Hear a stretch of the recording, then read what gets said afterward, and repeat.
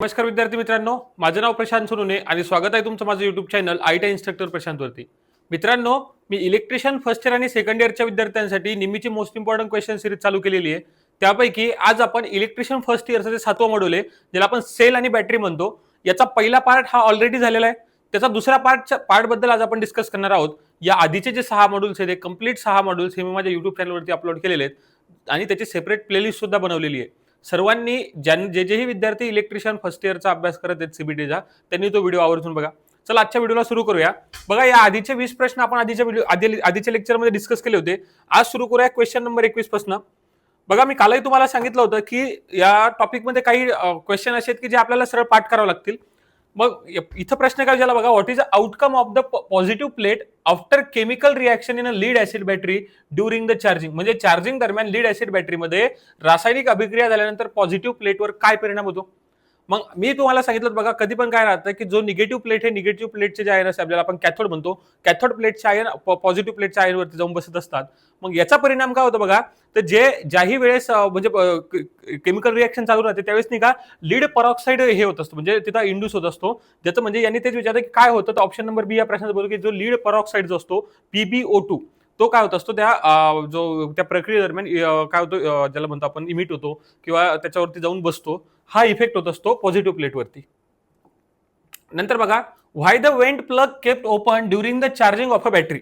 म्हणजे ज्यावेळेस आपण बॅटरीची चार्जिंग करतो बघा, म्हणजे ज्या आपण रिचार्जेबल बॅटरी ज्या असतात त्या बॅटरीची ज्यावेळेस आपण चार्जिंग करतो, त्या चार्जिंग मध्ये सांगितलं जे वेंट प्लग असते ते आपण ओपन का ठेवतो. आता नावात आहे बघा, वेंट म्हणजे काय, तुम्हाला जर बघितलं असेल वेंट म्हणजे काय असतं बघा. आपण वेंट म्हणजे एखादी जागा अशी मोकळी, म्हणजे वेंट वगैरे आपलं व्हेंटिलेशन म्हणतो आपण बघा. त्या व्हेंटिलेशनचा वेंट म्हणजे काय असतं की एखाद्या ठिकाणून हवा पास होण्यासाठी जी आपण जागा ठेवतो त्याला वेंट म्हणतो आपण. मग त्यांनी ते विचारलं की नेमका हा का ठेवला जातो. बघा, ज्यावेळेस काय होतं, ज्यावेळेस आपण बॅटरी चार्ज करतो ना, बॅटरी चार्ज करताना त्यावेळेस काय होतं, केमिकल रिएक्शन होते. मग केमिकल रिएक्शन झाल्यामुळे तिथे जे काही गॅसेस बाय प्रोडक्ट तयार होतात आणि ते गॅसेस आता बॅटरीमध्ये स्टोअर राहतील. मग बॅटरीमध्ये जर राहिले तर ते काय होऊ शकते, बॅटरी डॅमेज करू शकतात. म्हणून त्या गॅसला पास होण्यासाठी आपण काय करत असतो, ते वेंट ओपन ठेवतो. म्हणजे आपल्या घरामध्ये बघा आपण काय करतो, जे वरती बघा ज्याला काय म्हणतो आपण, वरती बघा तुम्ही भीतीच्या वरतीने काय थोडं वेंट ठेवतो. ते कशासाठी ठेवतो, जी घरातली गरम हवा आहे, कारण गरम हवा वरती जाते आणि वरती गेल्यानंतर बाहेर चालल्या गेली पाहिजे, त्याच्यासाठी आपण व्हेंटिलेशन ठेवत असतो. त्याच पद्धतीनं जसं आपण बॅटरीमध्ये काय करतो, जे व्हेंटिलेशन काय to escape the gas freely, म्हणजे जो गॅस तयार होणार आहे त्या बॅटरी चार्जिंग मध्ये, तो गॅस काय व्हायला पाहिजे, फ्रीली काय व्हायला पाहिजे, तिथून निघून जाण्यासाठी किंवा वायू सुटून जाण्यासाठी आपण काय करतो, तो वेंट ठेवत असतो. नंतरचा क्वेश्चन बघा, क्वेश्चन नंबर 23 काय म्हणतो, in which method the battery charging at a low current. बघा, मी काय सांगितलं, अशी बॅटरीची कोणती म्हणजे ज्याच्या battery low current for long period, कोणत्या पद्धतीमध्ये बॅटरी दीर्घ कालावधीसाठी कमी विद्युत प्रवाहावर चार्ज केली जाते. मी आत्ताही तुम्हाला सांगितलं बघा, काय आहे की मी काल नाही का चार्जिंगचा तुम्हाला मेथड एक्सप्लेन केल्या होत्या. या चरी मेथड मी कालच्या व्हिडिओमध्ये खूप जास्त वेळ एक्सप्लेन केला. तर त्याच्यामध्ये अशी मेथड कोणती असते की जे काय सांगितलं, कमी करंट आणि जास्त कालावधीसाठी तर ट्रिकल चार्जिंग वापरली जाते. मी तुम्हाला याचंही सांगितलं की ट्रिकल चार्जिंग वापरण्यामागचं कारण असतं की एखाद्या बॅटरीची जर हेल्थ सुधारायची असेल किंवा कमी स्पीडवरती त्याला चार्ज केलं आणि जास्त वेळेसाठी चार्ज केलं म्हणजे लो करंटवरती, तर त्याची हेल्थ चांगली राहते. आणि हे चारी ऑप्शन नाही का मी कालच्या लेक्चरमध्ये चांगल्या पद्धतीने एक्सप्लेन केलेले आहे. नंतर बघा, क्वेश्चन नंबर 24 म्हणतो, how the hard sulphation defect in a lead acid battery can be rectified. म्हणजे तो लीड ऍसिड बॅटरीमध्ये हार्ड सल्फेशन इफेक्ट होत असतो.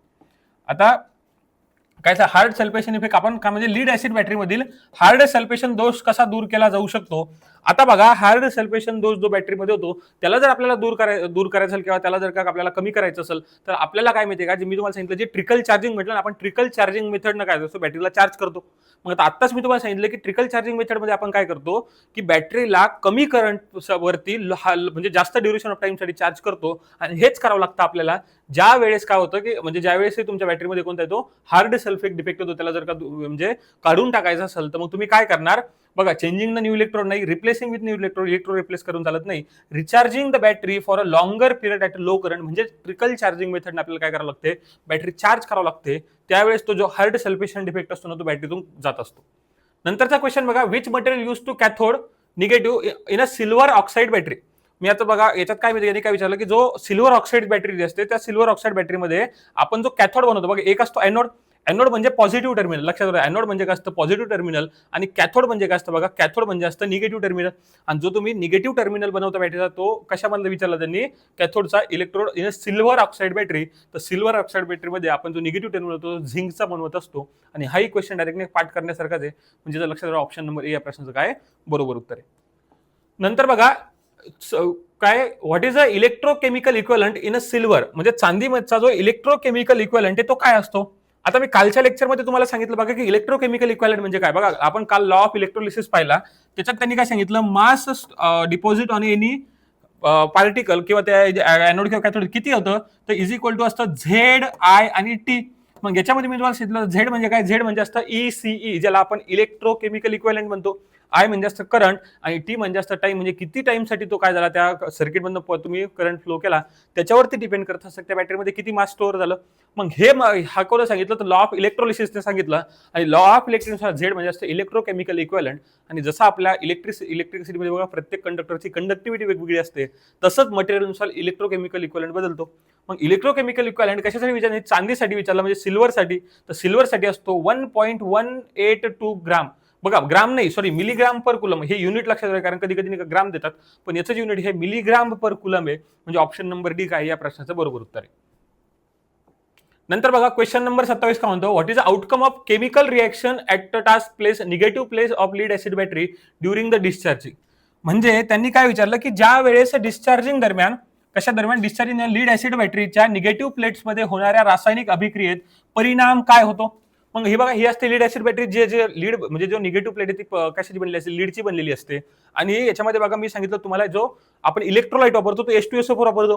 मग याच्यामध्ये केमिकल रिएक्शन होते, आणि केमिकल रिएक्शन झाल्यानंतर पीबी आणि SO4, ज्याला आपण काय म्हणतो लीड सल्फेट, जे ऑप्शन नंबर सी बघा, लीड सल्फेट याच्यामध्ये काय होतो, इंड्यूस होत असतो. का बरं होतो, कारण हे पीबी बघा इथं पीबी रिॲक्ट होते H2SO4 सोबत, आणि ज्यावेळेस H2SO4 सोबत रिॲक्ट होते PbSO4 बनवतं.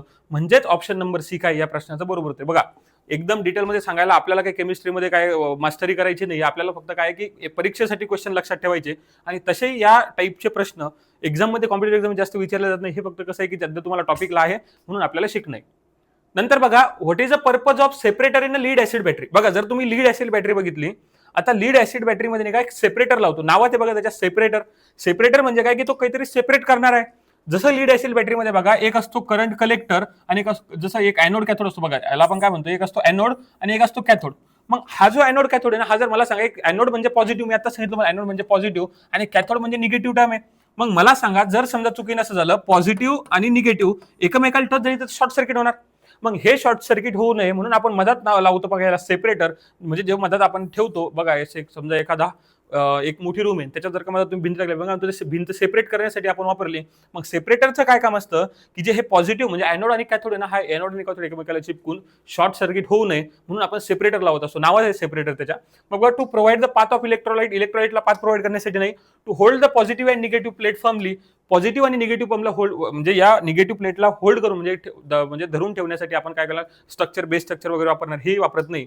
To avoid the short circuit between positive and negative plate, म्हणजे एनोड आणि कॅथोड मध्ये जो शॉर्ट सर्किट होणार तो अवॉइड करण्यासाठी आपण काय करत असतो, सेपरेटर लावत असतो. To positive and negative plate sequentially, अरे काही नाही, म्हणजे नंबर ऑफ त्याच्यात नाही, पण ऑप्शन नंबर सी काय या प्रश्नाचं बरोबर उत्तर आहे. नंतर बघा question number 29, which instrument use to measure the specific electrolyte in a lead acid battery.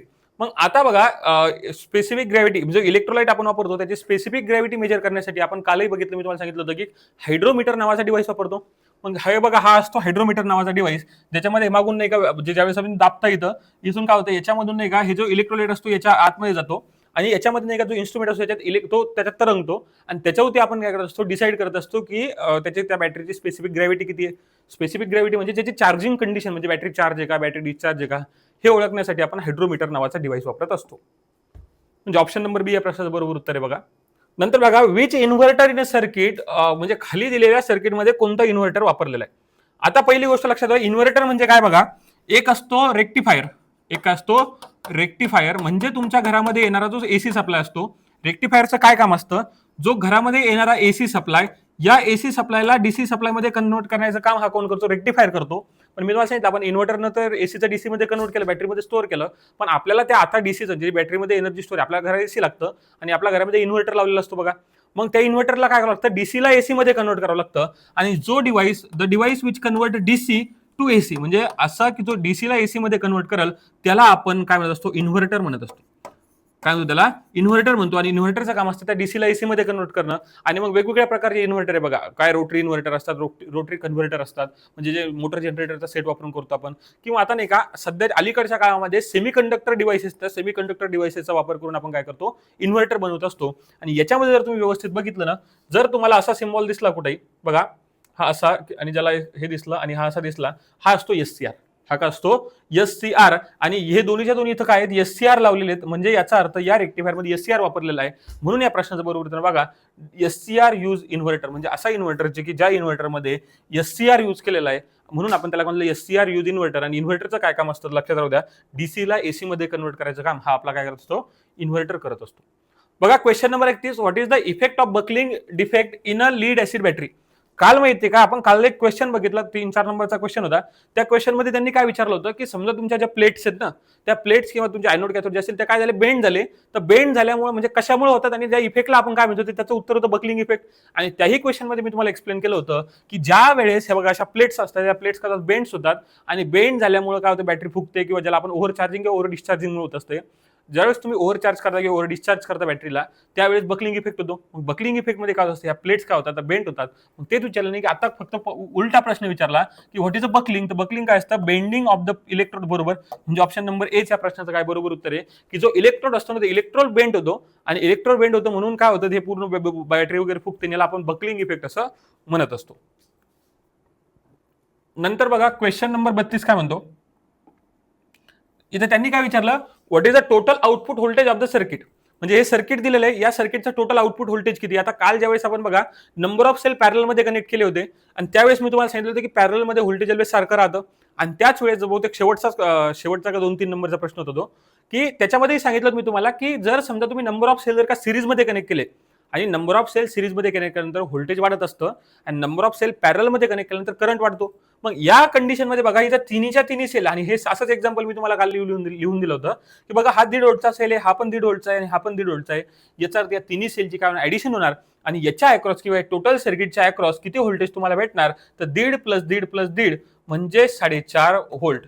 1.5, 1.5, 3 आणि 4.5 व्होल्ट, म्हणजे टोटल या सर्किटचं व्होल्टेज किती राहणार, तर 4.5 व्होल्ट एवढं व्होल्टेज राहणार. का बरं, कारण ते सगळेच्या सगळे सेल कशामध्ये कनेक्टेड, सिरीज मध्ये कनेक्टेड. जर तेच पॅरल मध्ये कनेक्ट असते समजा हे, तर टोटल व्होल्टेज 1.5 व्होल्टच राहिलं असतं. काल सेम प्रश्न तसाच होता. नंतर बघा, which use as a positive electrode in a dry cell. Dry सेलमध्ये पॉझिटिव्ह इलेक्ट्रोड म्हणून कोणता इलेक्ट्रोड वापरला जातो. आता ड्राय सेल म्हणजे काय हे सांगतो मी तुम्हाला.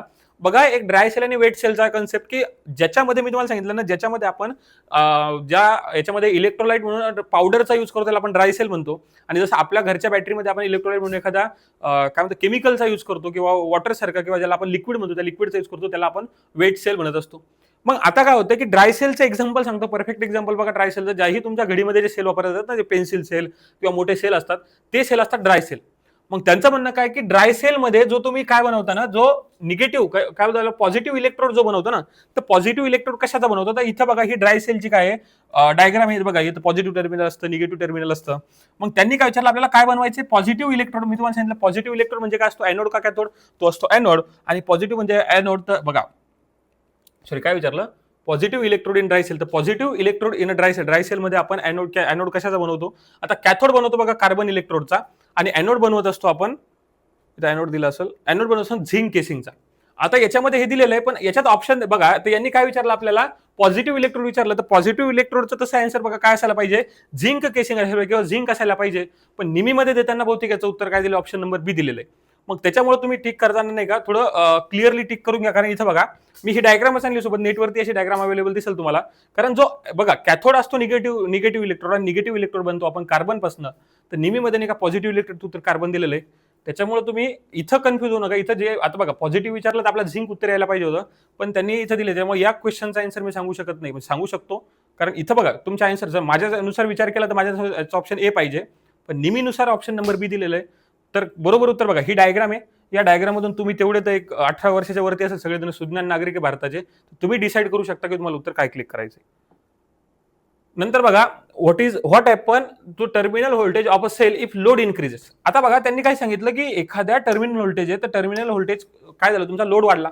आता सांगतो एक्झाम्पल, आता टर्मिनल व्होल्टेज म्हणजे ही समजा बॅटरी कनेक्ट केलेली आहे आणि बॅटरीच्या समजा इथं काय आपण इथं लोड लावला, तर जिथं लोड लावतो ना तर या लोड ज्या ठिकाणी लावतो त्याला आपण टर्मिनल व्हीटी म्हणत असतो. व्हीटी म्हणजे काय असतं, टर्मिनल व्होल्टेज. मग आता टर्मिनल व्होल्टेज काय असतं की समजा या बॅटरीपेक्षा टर्मिनल व्होल्टेज ऑलवेज कमी असतं. समजा इथं जर का 5 व्होल्टची बॅटरी आहे तर तुमचं टर्मिनल व्होल्टेज 4.8 4.9 भेटतं, कारण व्होल्टेज ड्रॉप होतो. आणि व्होल्टेज ड्रॉपचा फॉर्म्युला काय असतो, VD is equal to I into R असतो. म्हणजे व्होल्टेज ड्रॉप म्हणजे काय असतं, करंट इंटू रेजिस्टन्स. हे आपण बघा जेव्हा बेसिक इलेक्ट्रिकलचे क्वेश्चन सॉल्व्ह त्याच्यामध्ये सांगितलं होतं. मग आता मला सांगा, लोड वाढल्यानंतर आपला करंट वाढतो आणि करंट वाढल्यामुळे व्होल्टेज ड्रॉप वाढत असतो. मग आता त्यांनी काय सांगितलं की जर समजा तुमचं टर्मिनल व्होल्टेज काय होणार, ज्यावेळेस तुमचा what happen if the terminal voltage of cell if load increases. Load increase झाला म्हणजे काय होणार, तुमचं करंट वाढणार, करंट वाढल्यामुळे व्होल्टेज ड्रॉप वाढणार आणि व्होल्टेज ड्रॉप वाढल्यामुळे जे टर्मिनलला व्होल्टेज भेटणार ते अजून काय होणार, तुमचं कमी होणार. म्हणजे टर्मिनल व्होल्टेज काय होत असतं, डिक्रीज होत असतो. ऑप्शन नंबर बी या प्रश्नाचं कारण बरोबर उत्तर राहणार. बघा, लोड वाढल्यामुळे काय होणार, करंट वाढणार, करंट वाढल्यामुळे व्होल्टेज ड्रॉप वाढणार आणि व्होल्टेज ड्रॉप वाढला, मला सांगा व्होल्टेज ड्रॉप वाढला म्हणजे काय होणार, तुमचं टर्मिनल व्होल्टेज काय अजून कमी होणार, म्हणजे डिक्रीज. ऑप्शन नंबर बी या प्रश्नाचं बरोबर उत्तर आहे. नंतरचा प्रश्न बघा काय, how the local defect in the prevention of काय इन व्होल्टिक सेल. जो लोकल ऍक्शन डिफेक्ट असतो कशामधला, व्होल्टिक सेल मधला, व्होल्टिक सेल मधील स्थानिक क्रियादोष कसा रोखला जातो. आता काय होतं माहितीये का, ज्यावेळेस आपण बघा हा जर सेल असेल त्याच्यामध्ये काय नंबर ऑफ इम्प्युरिटीज ऍड करतो आपण, ज्यावेळेस हा इलेक्ट्रोड वगैरे बनवतो ना त्यावेळेस आपण नंबर काय करतो, इम्प्युरिटीज ऍड करतो. मग जर का तुम्ही डायरेक्ट इलेक्ट्रोड केमिकल रिएक्शन मध्ये वापरला, त्याच्यामुळे काय होतं, इथं होल तयार होतात मध्ये आणि याचे काय होतं माहिती काय, झीज व्हायला लागते. मग झीज झाल्यामुळे काय होतं की हा इलेक्ट्रोड काय ना काही दिवसांना झिजून जाणार सगळं आणि काय म्हणजे संपून जाणार. तर असं होऊ नये म्हणून याच्यावरती काय करतो आपण, कोटिंग करतो. जसं मी काल सांगितलं बघा की जंग लागू नये म्हणून आपण काय करतो, त्या याच्यावरती कोटिंग करतो. कशाची, एखाद्या केमिकलची असेल किंवा पेंटची असेल कोटिंग करतो. मग त्या कोटिंगमुळे जंग लागत नाही. मग तसंच नाही का, ज्या वेळेस हे काय होतं की जसा जो लोकल डिफेक्ट तयार होतो इथं, मग त्या लोकल डिफेक्टला आपण प्रिव्हेंट करण्यासाठी आपण काय करत असतो, अल्मलायझिंग ऑफ झिंक प्लेट. म्हणजे ज्या झिंक प्लेटवरती काय करत असतो, मर्क्युरीची एका लेअर चढवतो, त्याला त्या प्रोसेसला अल्मलायझिंग म्हणते या झिंक प्लेटवरती. म्हणून बघा याचं उत्तर काय येणार, काय का स्थानिक क्रिया दोष कसा रोखला जातो, तर बघा बाय अल्मलायझिंग द झिंक प्लेट. म्हणजे ऑप्शन नंबर डी काय या प्रश्नाचं बरोबर उत्तर आहे. क्वेश्चन नंबर 36 बघा, what does the Z indicate in the formula of Z is equal to M is equal to Z I T. मी मगाशी फॉर्म्युला सांगितला, कालच्या लेक्चरमध्ये हा फॉर्म्युला 2 वेळा सांगितला मी. बघा M is equal to Z I T. M म्हणजे काय असतं, मास ऑफ सबस्टन्स. तो किती याच्यावरती किती येणार आहे, झेड आय आणि टी. आता बघा झेड आय टी, आता हे mass into Z into I T म्हणजे हा फॉर्म्युला कशाचा आहे, तर पहिली गोष्ट हा फर्स्ट लॉ सांगतो आपला इलेक्ट्रोलिसिसचा. आणि याच्यामध्ये जो झेड असतो ना, हा आय म्हणजे करंट, टी म्हणजे टाइम, आणि हा जो झेड असणार तर हा कसा टाइम इन सेकंद असणार का, नाही, कारण टाइमचा नाही. ईसीई ऑफ इलेक्ट्रोलाइट म्हणजे इलेक्ट्रोकेमिकल इक्विव्हॅलंट फॉर इलेक्ट्रोलाइट. म्हणजे ऑप्शन नंबर बी या प्रश्नाचं कारण बरोबर उत्तर. Amount of current in ampere म्हणजे हा आय असता, हा टी असता, हा झेड आहे. आणि त्यांनी परत काय विचारलं, मास ऑफ डिपॉझिट म्हणजे हा यम. यम म्हणजे मास असतं. म्हणजे यांनी काय विचारलं, आपल्याला झेडचं विचारलं होतं. झेड विचारलं म्हणजे काय आहे की ईसीई म्हणजे काय असतं, इलेक्ट्रोकेमिकल इक्विव्हॅलंट. युनिट बघा gram per coulomb. Option number काय, ऑप्शन नंबर बी या प्रश्नाचं बरोबर उत्तर आहे. नंतर बघा त्याच्यानंतर what is a electrochemical equivalent of copper. मगाशी आपण सिल्वरचा इलेक्ट्रोकेमिकल इक्विव्हलंट बघितला आणि सिल्वरचा इलेक्ट्रोकेमिकल इक्विव्हलंट काय 1.11 म्हणजे बघा हा डी सिल्वरचा होता. मग आता हा सिल्वरचा नाही आणि मी तुम्हाला सांगितलं होतं की तुमचा ग्राम पर काय पाहिजे, कुलम पाहिजे. युनिट काय पाहिजे, ग्राम पर कुलम. मग बघा याच्यात बघा हे दोन उरले, एक मिलीग्राम पर कुलम आहे, हा ग्राम पर कुलम होता. आणि नंतर मग याचं बरोबर उत्तर ऑप्शन नंबर बघा मिलीग्राम पर कुलम पाहिजे. म्हणजे ऑप्शन नंबर ए काय राहणार या प्रश्नाचं बरोबर उत्तर राहणार. कारण जे मी युनिट सांगितलं हे खूप म्हणजे झेड म्हणजे काय असतं, इलेक्ट्रोकेमिकल इक्विव्हलंट, आणि याची क्वांटिटी खूप म्हणजे मिलीग्राम पर कुलम मध्ये हे स्टँडर्ड युनिट याचं.